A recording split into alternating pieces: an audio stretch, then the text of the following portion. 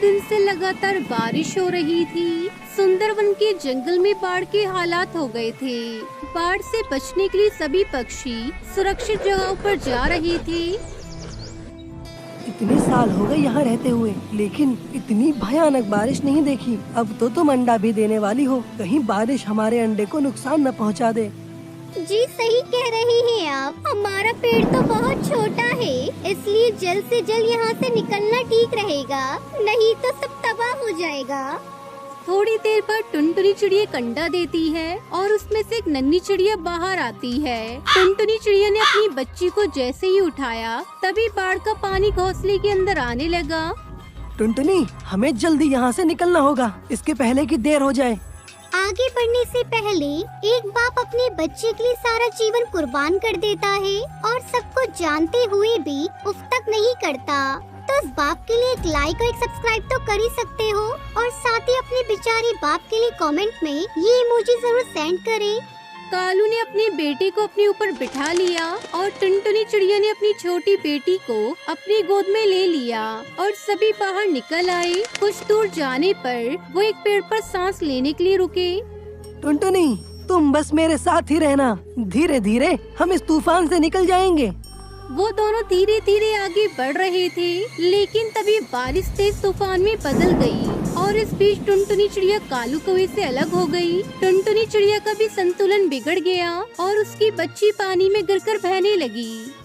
अरे कोई बचाओ, कोई मेरी बेटी को बचाओ, बचाओ। टुनटुनी की आवाज सुनकर कालू कौवा से ढूंढता हुआ वहाँ आया और उसकी मदद करनी चाहिए, लेकिन उसका भी संतुलन बिगड़ गया और उसके ऊपर बैठा मुन्ना बेटा भी पानी में गिर पड़ा। बाबा, बाबा बचाओ, माँ बचाओ, बचाओ। पल भर में ही सारा नजारा बदल गया। पानी की रफ्तार अब और भी बढ़ती जा रही थी और अपने बच्चों के खातिर टुनटुनी और कालू कौवे भी बहने लगे। अरे बचाओ, कोई मेरे बच्चों को बचाओ, बचाओ। उन दोनों ने बहुत कोशिश की, लेकिन पानी की ताकत के आगे वो कुछ नहीं कर सके और सभी पानी में डूब गए। सब खत्म हो गया। पूरे 24 घंटे के बाद स्थिति जब सामान्य हुई तो टुनटुनी चिड़िया एक अनजान जंगल में एक पेड़ के पास बेहोश पड़ी थी। उसके दोनों बच्चे भी पास में ही पड़े थे। टुनटुनी चिड़िया को जब होश आया तो वो फूट फूट कर रोने लगी।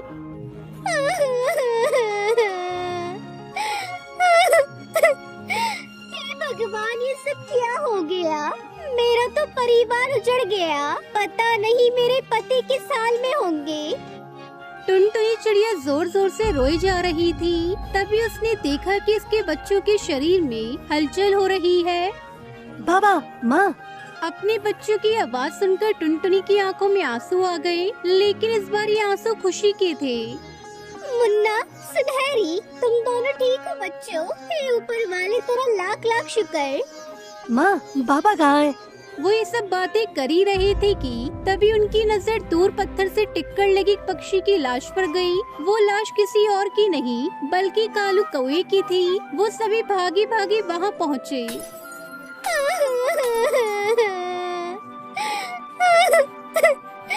हे भगवान, ये सब क्या हो गया?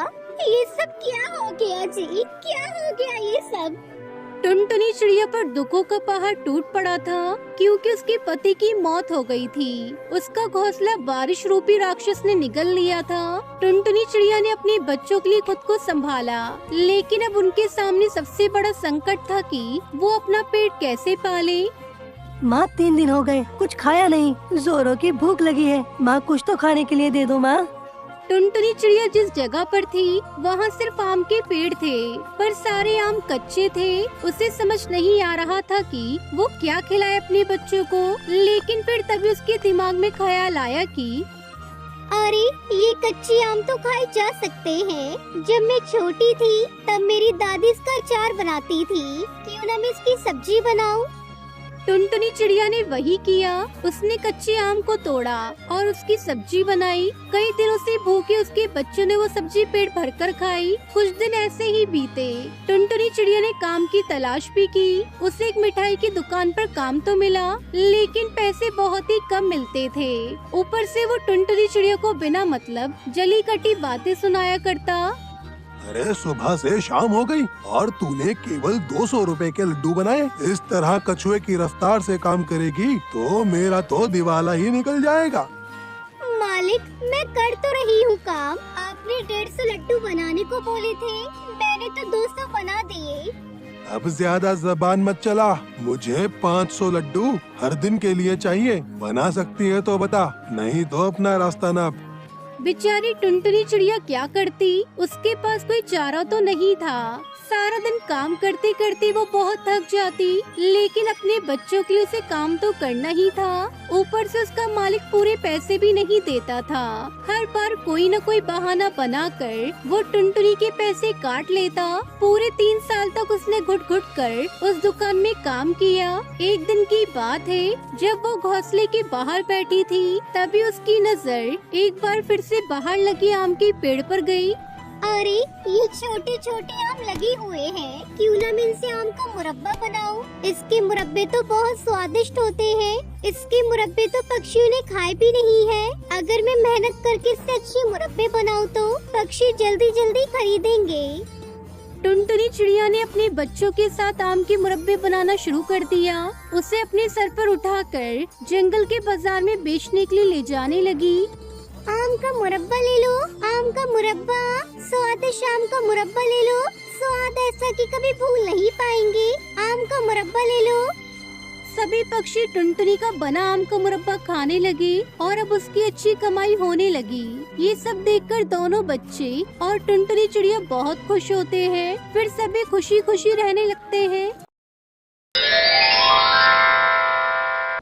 चटाईपुर जंगल में टुनटुनी नाम की एक सोडा बोतल बेचने वाली चिड़िया अपनी माँ के साथ रहती थी। टुनटुनी एक समझदार चिड़िया की तरह सुबह जल्दी उठकर घर के सारे काम करती थी। उसके बाद अपनी सोडा की बोतल को अच्छे से धोकर शहर से आने वाली गैस की गाड़ी से सोडा का गैस अपनी गाड़ी में डलवाती थी और उस सोडा के स्वाद के लिए कुछ अपने बनाए हुए खट्टे मीठे और चटपटे स्वाद के पाउडर उन बोतल में डालकर अपनी गाड़ी में रखकर जंगल में बेचने के लिए जाती थी। सोडा ले लो, सोडा, खट्टा मीठा चटपटा सोडा ले लो, सिर्फ 10 रुपए में। आओ भाई आओ, गर्मी में सर्दी का एहसास दिलाएगा मेरा खट्टा मीठा सोडा। चटाईपुर जंगल के बच्चों से लेकर बूढ़ों तक सभी टुनटुनी के सोडे के दीवाने थे। तब तक आप लोग कमेंट पे बताएं 96 - 93 कितने होते हैं? पता नहीं क्या डालकर बनाती हो, लेकिन तुम्हारे इस खट्टा मीठा सोडा जैसा दुनिया में कुछ और नहीं है बेटा। मुझे मीठा वाला चाहिए। अभी दे रही हूँ आपको भी बच्चे। टुनटुनी चिड़िया कमाए हुए पैसों में से कुछ पैसे अपनी माँ के पास रखती थी और बाकी पैसों से घर चलाती थी। टुनटुनी रोज की ही तरह जंगल में सोडा बेच रही थी। इतने में उसकी बचपन की सहेली पिंकी उसके पास आती है। अरे टुनटुनी, तुम पिंकी हो ना? हाँ, मैं पिंकी ही हूँ, लेकिन तुम कैसे गोली सोडा बेच रही हो? पिंकी, पिताजी गुजर गए हैं और गोली सोडा बेचने में क्या बुराई है? माफ करना टुनटुनी, मैं तुम्हारे पिता के बारे में नहीं जानती थी। वो सब छोड़ो, तुम बताओ तुम क्या कर रही हो? शायद तुम शहर में रह रही हो। मेरी कपड़ों की दुकान है टुनटुनी, उसमें अच्छा खासा प्रॉफिट होता है। तुम भी ये धूप में फिरकर गोली सोडा बेचने की बजाय खुद का एक कपड़ों का व्यापार कर सकती हो। सच में बहुत प्रॉफिट है। मुझे गोली सोडा बनाने के अलावा कुछ नहीं आता। मेरे कहने का मतलब ये था कि पक्षी बदल रही हैं। तुम्हारी गोली सोडा की जगह नई नई कोल्ड ड्रिंक ले रही है। कुछ ही दिनों में सोडा की तरफ कोई पलट कर भी नहीं देखेगा। तब क्या करोगी? तुम्हारी बात तो सही लग रही है, लेकिन नए काम के लिए पैसे भी तो चाहिए। वो कहाँ से लाऊं? अरे भोली टुनटुनी, सालों से इस जंगल में रह रही हो, किसी से भी कुछ पैसे उधार लेकर कोई नया काम शुरू कर लो। टुनटुनी को पिंकी की बातें सुनकर ऐसा लगता है जैसे कि सिर्फ आंखों के सामने लटक रहे फल को पेड़ से तोड़ना है।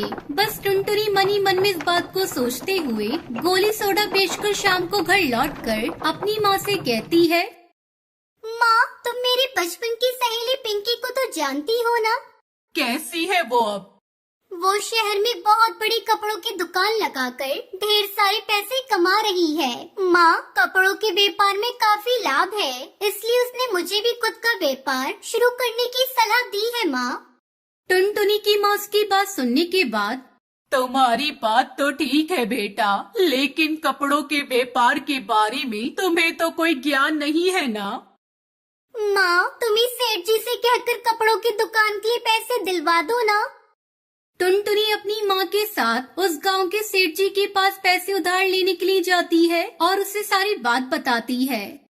तुम्हारी बात तो सही है बेटा, लेकिन इतने सारे पैसे लोगी तो कर्जा ज्यादा हो जाएगा। सेठ जी, आप मेरी गोली सोडा वाली गाड़ी रख लो और कुछ पैसे गाड़ी के और कुछ पैसे उधार दे दो। सेठ जी, सेठ जी उससे उसकी गोली सोडा वाली गाड़ी खरीद कर कुछ पैसे उधार दे देते हैं। टुनटुनी इन पैसों से अपने कपड़ों की दुकान खोलती है। कपड़ों की मार्केट के बारे में ज्ञान न होने की वजह से टुनटुनी को एक तो कपड़े महंगे मिलते हैं और जंगल में सब पक्षी कपड़े आधे दाम में मांगते हैं, तो कुछ पक्षी उधार मांगने लग जाते हैं। ये साड़ी कितने की है बेटा? 600 रुपए की है मौसी जी। अरे टुनटुनी, अपनी मौसी से इतने पैसे लेगी? 300 रुपए दे रही हूँ, रख ले, सवाल मत कर ज्यादा।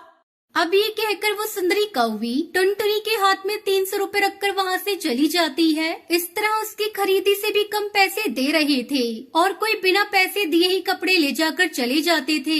इस वजह से टुनटुनी की दुकान कुछ ही दिनों में बंद हो जाती है। टुनटुनी कुछ दिन परेशान रहती है और उसकी परेशानी को थोड़ा बढ़ाने के लिए उसके कर्जदार भी उसके घर आने लगते हैं। 3 महीने हो गए हैं बेटा, अभी तक तुमने 1 रुपया भी नहीं दिया। मैं कुछ करती हूँ चाचा जी। टुनटुनी को ऐसे परेशान देखकर उसकी माँ कहती है, परेशान होने की कोई जरूरत नहीं है बेटा, हर किसी से गलती होती है, परिंदे गलतियों से ही तो सीखते हैं उड़ना। ये लो, मेरे पास कुछ पैसे हैं, शायद ये तुम्हारे कुछ काम आ जाए। शुक्रिया माँ, मैं फिर से अपना पुराना वाला काम शुरू करती हूँ और दोबारा कभी दूसरे काम के बारे में सोचूंगी तक नहीं। तुमने जो सोचा था बिल्कुल सही था बेटा, लेकिन कोई भी काम करने से पहले उसके बारे में अच्छे से ज्ञान लेना चाहिए। टुनटुनी अपनी माँ के दिए हुए पैसों से उस सेठ जी से अपनी गोली सोडा की गाड़ी खरीद कर फिर से अपना पुराना काम शुरू करती है। सोडा ले लो, सोडा, खट्टा मीठा चटपटा सोडा ले लो, सिर्फ 10 रुपए में। आओ भाई आओ, सोडा ले लो। अरे टुनटुनी, तुम्हारा गोली सोडा काफी मिस किया है, एक नींबू सोडा दे दो। टुनटुनी 2-3 सालों में अपने कर्ज के सारे पैसे लौटा देने के बाद दूसरे काम में पैसे निवेश करने के बजाय खुद के पैसों से गोली सोडा की ही एक बड़ी दुकान खोलती है और उसकी दुकान अच्छे से चलने लगती है। पिंकी चिड़िया की तरह बड़ी बड़ी बातें करके आसमान की सैर कराने वाले तो बहुत होते हैं, लेकिन हमें पंख वहीं तक फैलाने चाहिए जहाँ तक हमें इल्म हो।